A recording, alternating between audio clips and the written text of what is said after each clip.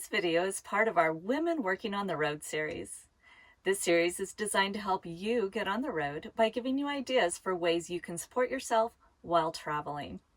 In this video, we have Hilary from green.van.go sharing how to get started as a freelancer, Lucy from ajucyadventure sharing what she learned from her recent remote job interview process, and Tenaj from Tenaj and Tino sharing 2 different ways she and Tino make money on the road, one of which actually gives them a break from the van when they want it.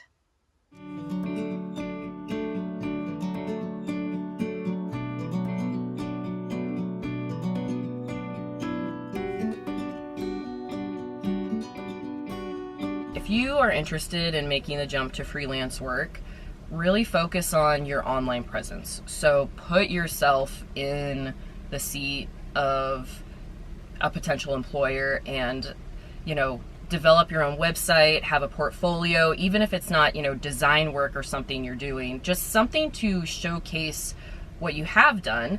And if you're brand new to an industry, then take some time to do, I don't want to say free work, but part-time, just volunteer work for example, social media marketing. I know is a popular choice for a lot of van lifers because it's remote and stuff. And so find a brand that you believe in, go with a small brand or whatever it is and offer some of your services that way. So get that experience and put it on your own personal website. Utilizing my network and trying to find remote work that was a little bit different than what I'd previously done. I worked at a biotech startup company beforehand, so I was lab technician, which was all hands-on, which was really incredibly difficult to transition into remote work since I had never really done it before. So I was looking at administrative positions, I was looking at customer service positions, all of which I've kind of dabbled in the past. And I would go through some interview processes, and I was completely transparent that I was on the road full-time, that my partner also worked remotely full-time, and that we had stable Wi-Fi and a Wi-Fi booster so that we were able to get service. And we made a plan every single Sunday to find service before we stayed there for the whole week to ensure that we just had reliable internet. But I think that because I was told and given a lot of feedback through some of my interviews is that because I was traveling, they felt that it wasn't going to be a stable enough environment for me to be working remotely. Or also, one of the feedbacks I got was that they didn't want to deal with me paying state taxes in every state I traveled to. My partner and I have a permanent address in Massachusetts, so that's where we live on paper, and we pay all of our taxes in Massachusetts while we're traveling. And I think it was just difficult for some of these companies who had really traditional practices and the way they did things to make accommodations for somebody who was trying to kind of stretch the limits, even though remote work is becoming more available these days.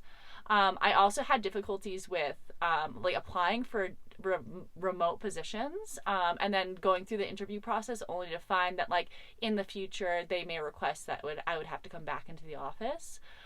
So that was really difficult to navigate as well, because I'd go through a process of interviewing only to find out that in 3 months I'd have to be in the office full time, and that would not work for our situation.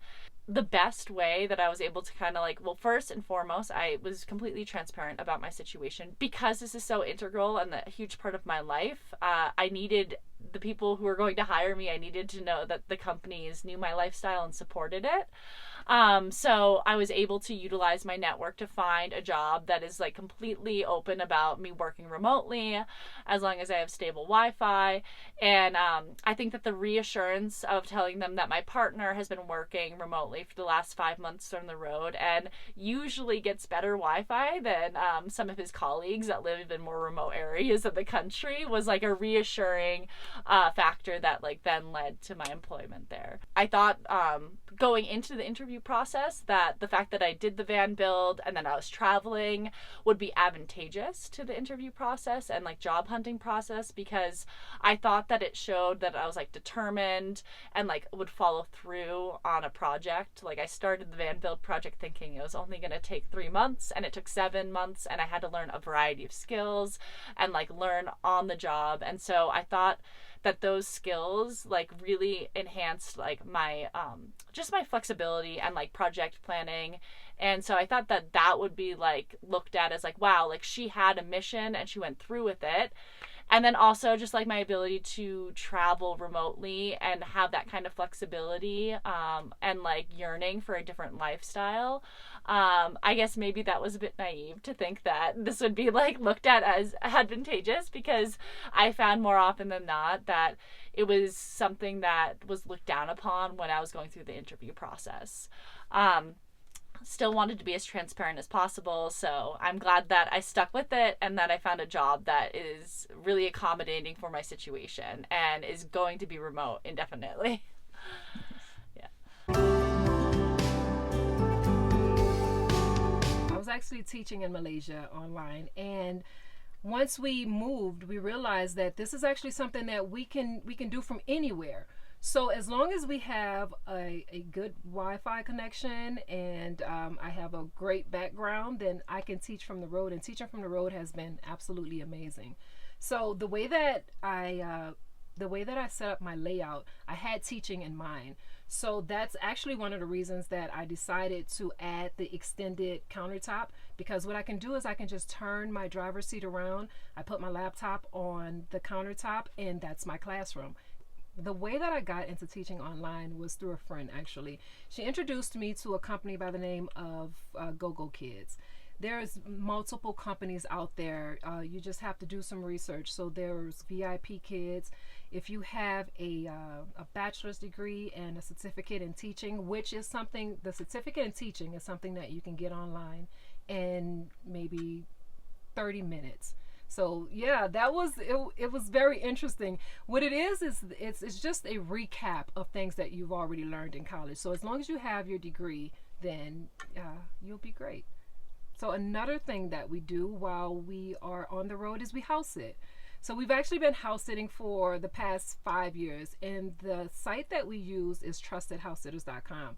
It's absolutely amazing. We originally started house sitting in Bangkok, and once we came over to the States, it just continued.